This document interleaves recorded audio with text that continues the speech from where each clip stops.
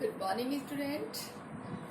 Today we are taking our next content that is related to the subject history, and our today's content, the North Indian new devotional verse dialogues and the legend in the northern India. So how to spread the religion, the new punch, the new way of the religion or new way of the mythological ways in the North India. So, as per our previous lecture, I have cleared that some poets which were related to the North India like Surdas, Kabir Das, Vedas, Mirabai, and many other like Guru Nanak Sahib. In Maharashtra, Sant Tukaram, Sant Gyaneshwar, and many more. These are the poets they related to the North India and the West India. But in this segment, according to your book, there are three poet sons is given in your book like Kabir Das, Guru Nanak Ji, and the Mirabai. So, according to our syllabus, we are taking first Kabir in North India, what kind of the teachings of the Kabir Das and how do they spread messages entire the area, and what is effective messages in his poems, and which religions have do they belong, and main particular places, main points which have followed by the persons. So different questions given in this segment. First of all, we will prepare according to our notes. This just like a biography. So in this biography, we will clear about the main content that related to the Kabir Das ji. So from starting here, our topic is the Kabir, यानी हमारा जो आज का topic है that is the Kabir and according to direction this belong to the north India. So as per our content की we have seen in the many of poets explic and inflict dialogues with these new social situations, ideas, and the institutions. So one by one we will clear and their expression on the focus on these three most person. First is the Kabir. The century of the Kabir. First of all, which century belong to the Kabir? कौन सी century से belong करते हैं? That is the 14th and 15th century. So remember this. Kabir Das ji का जो century है, यानी जिस century में वो बॉर्न हुए हैं, वो सेंचुरी आपके भी है बुक में टाइमलाइन में भी दी हुई है. You can see through the go through the timeline. Okay, everything is given in your book which is in timeline in the end of chapter. So through timeline is the 14th and 15th century. What about his religion? यानी यहाँ पर मैंने एक short prepare किया है कि कबीर दास जी का religion कौन सा था, हिंदू थे या मुस्लिम थे या इस्लाम से बिलोंग करते थे. सो हम बता दें इनके बारे में आज भी कॉन्फ्लिक्ट है इसको लेकर के कि कबीर दास जी क्या थे, हिंदू थे या मुस्लिम थे. तो ये कॉन्फ्लिक्ट आज भी है कि कुछ लोग उनको हिंदू मानते हैं, कुछ लोग उनको इस्लाम से रिलेटेड मानते हैं. बिकॉज जब उनका बॉर्न हुआ था तो वो आई थिंक कुछ जैसे स्टोरीज में कहा जाता है कि उनको कहीं से पाया गया था और उनका अपब्रिंगिंग, उनकी जो पालन पोषण है जुलाहा फैमिली ने किया था.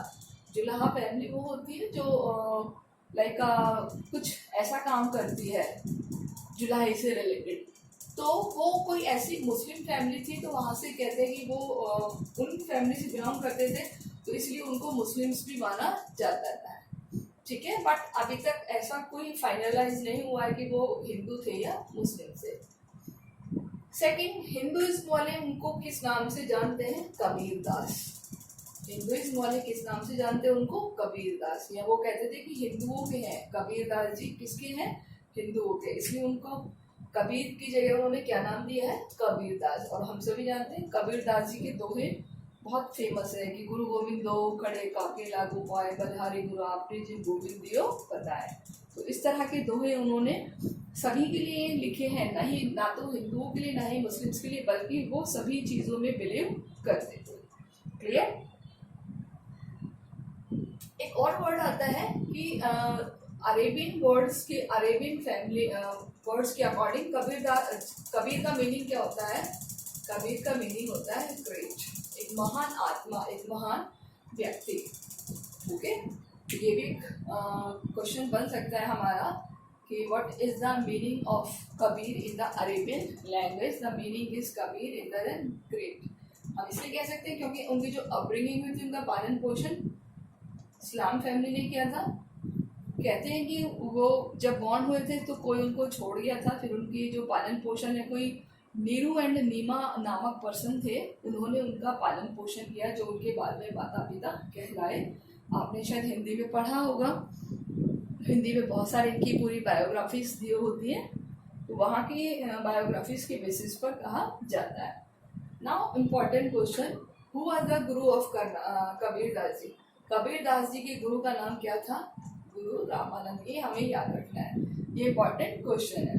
Okay, so these are some written important question that reflect about the Kabir Das ji.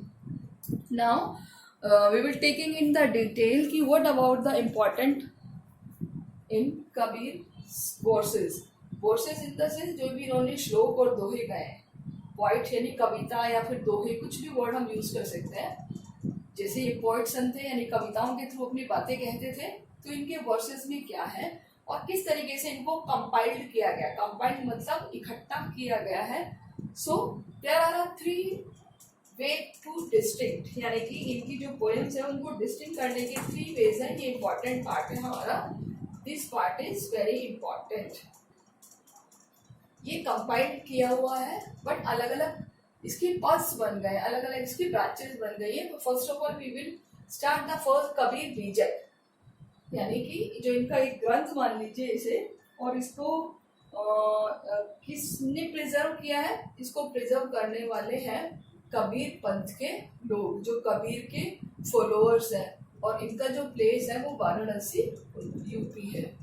Okay, Varanasi and the rest of UP का area. Second is the Kabir Granthavali, Kabir Granthavali and the followers of protected, जिन्होंने इसको protect किया है वो है दादूपंथी। दादूपंथी भी, जो दादू दयाल है उसको जो फॉलोअर्स थे वो दादूपंथी कहलाए, और उन्होंने कबीर की जो भी वर्सेस हैं, पॉइंट्स हैं, उनको कलेक्ट करके प्रिजर्व किए हैं, और basically they belong to Rajasthan. Okay, and other part of the verses of the Kabir, they compiled the Adi Granth Sahib. ये सिखिज्म का है कि देखिए, जैसे बताया था ना कि कबीर दास जी किसी भी रिलीजन से पर्टिकुलर जुड़े हुए नहीं थे, उनके लिए सारे रिलीजन सेम थे। तो उनकी जो कुछ वर्सेस है वो कहाँ पर कंपाइल किए हुए हैं? आदि ग्रंथ साहिब में। जो आदि ग्रंथ साहिब है ये सिखों का ग्रंथ है, बाद में ये गुरु ग्रंथ साहिब बन गया, जो कि आज सिखों का ग्रंथ है। जैसे हमारे यहाँ पर रामायण है, गीता है, महाभारत है, ऐसे ही जैसे हमने पढ़ा था इस्लाम का कुरान है, जैसे बाइबल क्रिश्चियंस का है, ऐसे ही सिखों का कौन सा है? गुरु ग्रंथ साहिब। तो जस्ट लाइक पहले इसको आदि ग्रंथ कहा गया था, तो उसमें भी इनके कुछ वर्सेस कलेक्ट किए गए हैं कबीर दास जी के, और इनको प्रिजर्व करने वाले हैं वो जो खालसा पंथी से बिलोंग करते हैं, यानी जो सिखिज्म से बिलोंग करते हैं। और इनका जो मेजर एरिया है दैट इज द पंजाब और हरियाणा का एरिया। अपार्ट दैट धीरे धीरे ये पूरे एरिया में फैल गया था, नॉर्थ और वेस्ट पार्ट के एरियाज में। बट हम बात करें कि 19th सेंचुरी तक इनके जो बहुत सारे वर्सेस हैं वो बंगाल, गुजरात और महाराष्ट्र से भी मिले हैं। By the 19th century the anthologies of the verses attributed to him circulated in the print of reason is for apart that the Bengal, Gujarat and the Maharashtra. So not even UP, Rajasthan, Punjab or Haryana, but basically Bengal is the eastern part and Gujarat and Maharashtra is the western part of the India. So he was the most famous poet son in the India. और हम सभी जानते हैं कि हम हिंदी में जब पढ़ते हैं तो इनके दोहे सबसे पहले आते हैं कबीरदास जी के। आपने पढ़े होंगे हिंदी में, जूनियर सेक्शंस में भी पढ़े होंगे। तो ये वही कबीरदास जी जिनको हम बचपन से पढ़ते आ रहे हैं। Now in the Kabir's poem has survived the several languages and the dialects. इनकी जो भी पोएम्स थी वो सब लोकल लैंग्वेज में थी, लोकल डायलेक्ट्स में थी, एक इजी लैंग्वेज में थी, जिसकी वजह से बहुत सारे पर्सन्स इनसे इन्फ्लुएंस होते चले गए। और एक और चीज, ये कौन सी भक्ति से बिलोंग करते थे? दैट इज द निर्गुण। निर्गुण, what is the meaning of निर्गुण? आपने पहले पढ़ा है, दो तरह के भक्त होते थे, सगुण और निर्गुण पढ़े थे ना, दो ब्रांच हमने, निर्गुण और सगुण। तो what is the meaning of निर्गुण? निर्गुण इन द सेंस शेपलेस, शेपलेस यानी कि निराकार, जो बिलीव करते हैं कि भगवान का कोई आकार नहीं होता, यानी वो हर जगह व्याप्त है।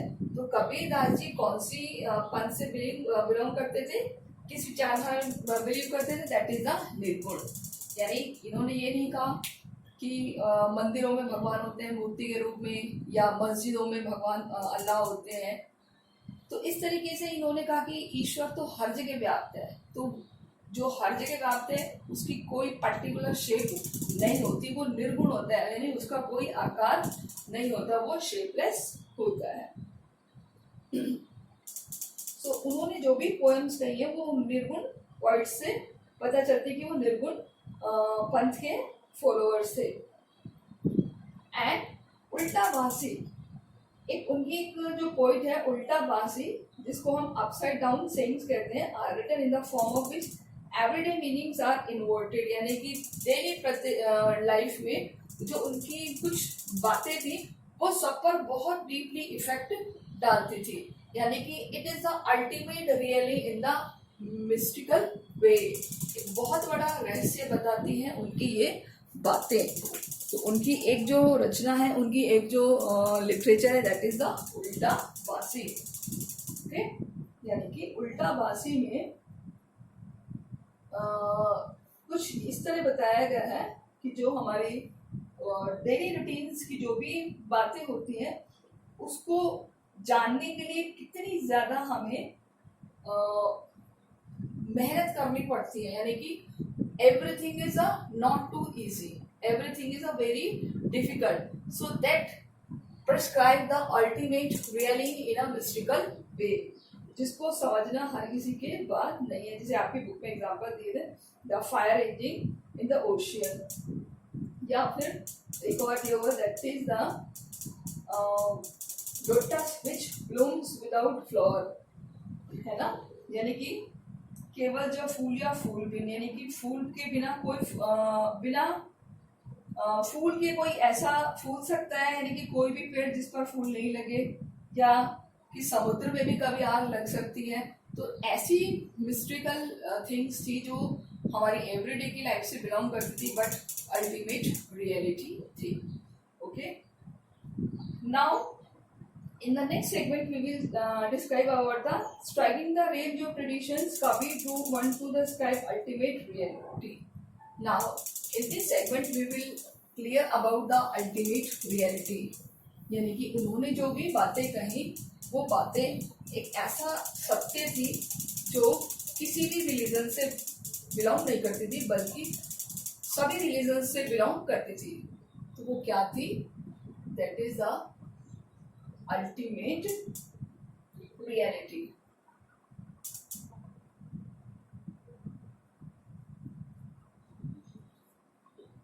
सो यहाँ पर हमारा एक लॉन्ग क्वेश्चन भी बनेगा।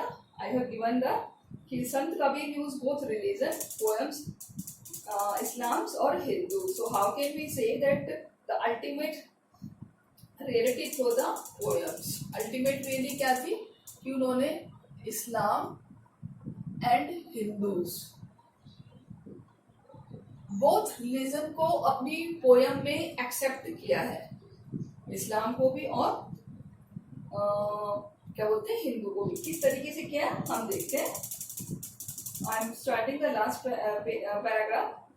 This include Islam describe the ultimate reality as अल्लाह, खुदा, हजरत और पीर। यानी कि उन्होंने अपनी पॉइंट पोएम में कौन से वर्ड यूज किए, लाइक अल्लाह, खुदा, हजरत and the Pir. Clear. And वेदांतिक, वेदांतिक यानी कि हिंदुओं की कौन से वर्ड यूज किए उन्होंने, अलग, अलग एंड द निराकार। ये सारे वर्ड कैसे हैं, हिंदुओं के हैं। निराकार and the musical connotations such as the sabha or sound and that is the simon it is the shunya word drawn from yogic tradition। यानी कि योगिक ट्रेडिशन से उन्होंने, योगिक ट्रेडिशन से उन्होंने शून्य लिया है, यानी कि बिल्कुल अचेतन मन। तो देखिए कि किस तरीके से ये एक अल्टीमेट रियलिटी है कि जो पोइट संत हैं कबीरदास जी, उनकी पोइट में, उनकी वर्सेस में या पोइट्स में सभी रिलीजन्स के वर्ड्स रिफ्लेक्ट होते हैं। जैसे मुस्लिम्स के अल्लाह, खुदा, हजरत, पीर, हिंदुओं के अलग, निराकार, राम वर्ड भी यूज किया है, कई तरह के वर्ड्स हैं, गुरु, सतगुरु यूज किया है। एंड योगिक में दैट इज द शून्य। तो इस तरीके से हम कह सकते हैं कि ये उनके लिटरेचर की सबसे डिफरेंट फीचर्स था कि they use the different kind of word. In next paragraph that is there were sometimes conflicting ideas express of this in this poem. कि कभी कभी तो इनमें जो भी पोएट्स थी उसमें आपस में कॉन्फ्लिक्ट्स रिफ्लेक्ट होते हैं कि like some poems draw on the Islamic ideas, the use of the monotheist and the iconalism of the attack Hindu. यानी कि कुछ कविताएं तो उन्होंने ऐसी लिखी जो सीधा सीधा हिंदुज़्म पे अटैक करती हैं और मुस्लिम्स को फेवर करती हैं, तो वो बड़े कॉन्फ्लिक्ट इशू बन गया। ठीक है।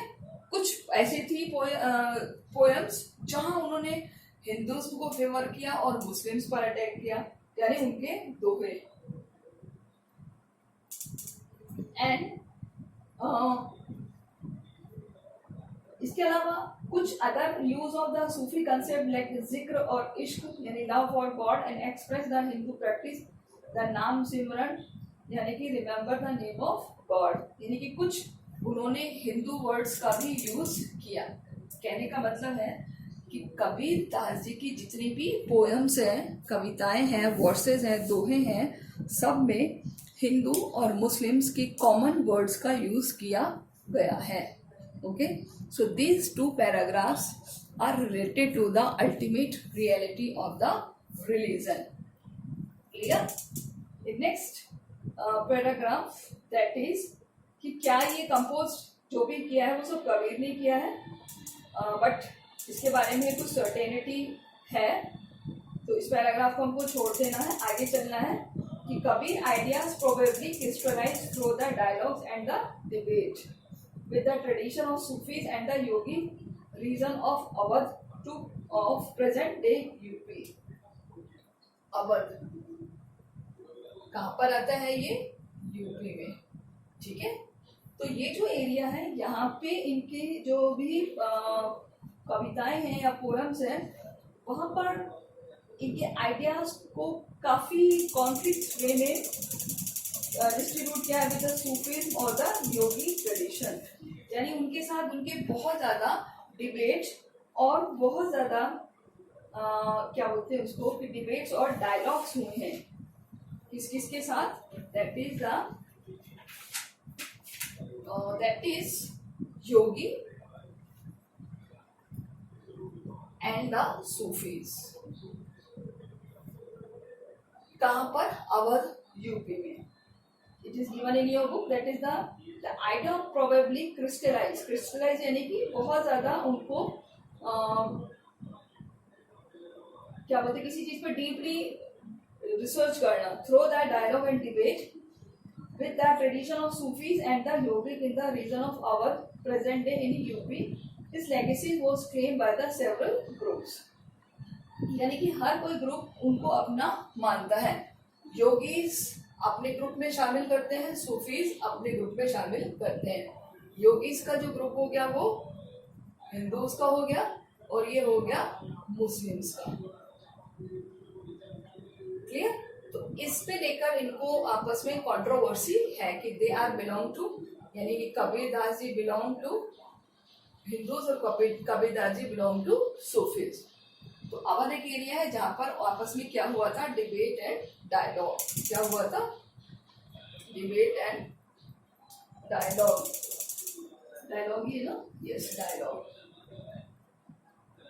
इस तरीके से वहां पर ये जो एरिया है, ये एरिया ऐसे सेट हो गई कि ये कबीरदास जी हिंदू है या मुस्लिम है. जैसे मैंने आपको स्टार्टिंग में बताया था कि एवरीबडी said that कि they are belong to Hindu and they are belong to Sufism यानी इस्लाम.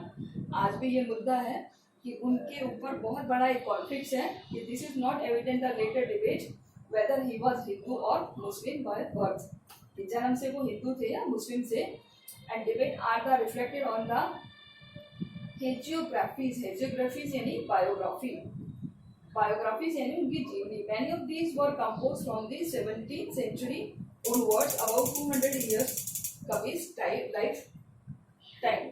यानी कि कुछ लोग उनकी जो बायोग्राफी है दैट इज द हेजियोग्राफिक, उनके से रिलेटेड बातें कहते हैं कि ये हिंदू है या मुस्लिम है. उनके बारे में हमने अभी तक नहीं बताया, लेकिन जो भी रिसर्च हुई है वो 17th century से यानी उनकी आफ्टर डेथ 200 वर्षों बाद लिखी गई है. In next segment, we have clear the hagiography within the Vaishnava tradition attempt to suggest that he was born in the Hindu. कि उनकी बायोग्राफी में यानी जो Vaishnav tradition, Vaishnav in the sense Hindu tradition के अकॉर्डिंग उनको कबीर दास जी के नाम से इंडिकेट किया गया है. जबकि अरेबिक वर्ड जिसका मीनिंग होता है great, he raised to a poor Muslim family belonging to the जुलाहा family यानी वीवर्स जो होते हैं, जो वीविंग का काम करते हैं, जो बुनकर होते हैं. जहाँ पर बहुत ज्यादा एक कॉन्फ्लिक्ट है योगीज और सूफीज में. In last paragraph, that is they also suggest that they initiate into the bhakti by a guru, perhaps Ramanand. यानी इनके गुरु का नाम क्या था? Ramanand, which I have clear. So this is the part of the Kabir. Now next segment that is related to the Kabir. कि however the verses attribute to Kabir use the words Guru and the Satguru, but do not mention the name any specific preceptor. Historians have pointed that it is very difficult to establish that the Ramanand and Kabir were the contemporaries. यानी कि ये कहा जा रहा है कि कबीर दास जी और उनके जो गुरु रामानंद थे दोनों एक ही समय पर थे, यानी कि दोनों समान समय के हैं, एक ही समकालीन है. ये बहुत ही मुश्किल लग रहा है क्योंकि जो कबीर ने उन्होंने अपने जितने भी वर्सेस इसमें उसमें कौन सा वर्ड यूज करे हैं, that is the Guru and सतगुरु. कौन से वर्ड यूज करे हैं? गुरु and the Satguru. So these word indicate that the name of any person, यानी कि उनका जो कहने का मतलब है कि कभी भी कोई पर्सन, पर्टिकुलर पर्सन के लिए हम ये वर्ड यूज नहीं करें. Not for the particular, not for the particular. This for all, for all. All means चाहे वो योगी हो, चाहे वो सूफी हो, चाहे वो खालसा हो, क्योंकि खालसा वाले लोग भी मानते थे उस time. Khalsa in the sense that is जो belong to the Sikhism. So in these verses they use the word which belong to the different religion, different branches, not for the particular. And in last कि वो अपने गुरु के समान थे, समान इन the sense दोनों कबीरदास जी और रामानंद एक ही टाइम में थे, ये कहना बहुत ही ज़्यादा डिफिकल्ट है. It is very difficult to say that the Ramananda Kabir was the contemporaries without assigning in probably long lives of the either of both. कि जब तक उनको बहुत लंबी आयु ना दे दी जाए, मीन्स कि दोनों या तो बहुत लंबे टाइम तक जिए हो. हाँ, ये क्या है कि ट्रेडिशंस दोनों को कनेक्ट करती है. Means traditional linking two corners be accepted the phase of value they how to important the legacies of Kabir was later generations. और ये पता चलता है कि कबीर ने जो भी पोएम्स कही है वो आने वाले उनकी भी जो भी जनरेशन है उसके लिए कितनी लेगेसीज प्रूव करते हैं. लेगेसीज इन द सेंस कि उन्होंने क्या दिया है. What is the meaning of the legacies? Legacies means contribution, योगदान. किसके लिए? Generation, future generation. ओके, यानी कि फ्यूचर की जनरेशन को उन्होंने क्या कंट्रीब्यूट किया है, तो उनकी जो लेगेसीज हैं वो इंडिकेट होती हैं उनकी पोएम से, उनके वर्सेस से. So it is very said difficult कि Ramanand and the Kabirdas was the same contemporary, चाहे सेम टाइम के थे. बट ऐसा कहेंगे तो इसका मतलब दोनों को बहुत लंबे टाइम तक हमें याद रखना पड़ेगा. मीन्स दोनों की जो एज है बहुत लंबी हो जाएगी. बट हमें इस चक्कर में नहीं पढ़ना कि कौन कब था, बट ये याद रखना है कि who was the Guru of Kabir, तो Ramanand. Which word use by the Kabirdas in poem? That is Guru and the Satguru. Particular के लिए नहीं था, फॉर ऑल, सभी के लिए था. And these are the great legacy for their future generation. यानी कि ये उनकी एक महान उपलब्धि है जो कि फ्यूचर जनरेशन को रिफ्लेक्ट करती है. सो आई थिंक कबीरदास जी के बारे में आज बहुत अच्छे से हमने पढ़ लिया है. ज़्यादा कुछ नहीं, 3-4 क्वेश्चंस प्रिपेयर होंगे. Right a short note on the Kabirdas ji. This question is very important कि how do they belong to the ultimate reality. So this question can be seen in the 4 marks और 6 marks question. So prepare it. दोनों paragraph आ जाएंगे इसमें. दोनों paragraphs को आपको लिखना है कि हिंदुइज्म के कौन से वर्ड यूज़ किए, इस्लाम के कौन से वर्ड्स किए हैं, इस्लाम की फेवर में कौन से वर्ड्स बोले हैं और हिंदूज की फेवर में कौन से वर्ड बोले हैं. Okay, so these paragraph important. जैसे यहाँ पर एक वर्ड दिया हुआ है, some poems draw on the Islamic idea use the monotheism. Monotheism मतलब एक ही ईश्वर, यानी कि एक ही ईश्वर है. जैसे मुस्लिम्स का एक है ना, एक ही अल्लाह, वन गॉड, यानी कि अल्लाह हमारा एक है. हमने टीचिंग्स पढ़ी थी ना मोहम्मद साहब की, there is one God that is अल्लाह. तो वो एक ईश्वरवाद में बिलीव करते हैं. And the iconism attack Hindus. इसके अलावा आइकॉनिज्म यानी कि मूर्ति पूजा का उन्होंने अपोज किया है, जो कि हिंदुओं में होता है. तो दोनों चीजें रिफ्लेक्ट हो रही हैं कबीरदास जी के पोयम में, हिंदुओं की भी और मुस्लिम्स की भी. So both cultures, both religions are same for the Kabirdas. Okay, I think थोड़ा टिपिकल है बट इजी है. एक बार 2 बार आप इसको रीड करिए, वीडियो लेक्चर्स को केयरफुली सुनिए. हम ज़्यादा जल्दी नहीं दौड़ेंगे, बहुत अच्छे से लेके चलेंगे. इसके बाद हम नेक्स्ट कंटेंट में अटैम्प्ट करेंगे गुरु नानक जी और मीराबाई. बहुत छोटे छोटे से हैं और हमारा नेक्स्ट वीडियो लेक्चर में हमारा चैप्टर ओवर हो जाएगा. बट कबीरदास जी थोड़े इम्पॉर्टेंट है इसमें, तो आप अच्छे से इसके नोट्स बनाइए. स्मॉल नोट्स हैं इसमें, 1 मार्क्स, 4 मार्क्स और कंप्लीट भी 8 मार्क्स में आ सकता है कि राइट अ शॉर्ट बायोग्राफी और that is the hagiographics on the life of Kabirdas ji. Kabirdas ji की जीवनी के ऊपर एक शॉर्ट नोट लिखिए. तो उसमें आपको फ्री पूरा डालना होगा फ्रॉम द 14th-15th सेंचुरी से लेके और इनके गुरु तक, जिसमें हमने फ्यूचर जनरेशन तक का वर्ड यूज किया है. So these question important for your exam. So I think you are taking it seriously and prepare well for the exam. Okay. Thank you, students.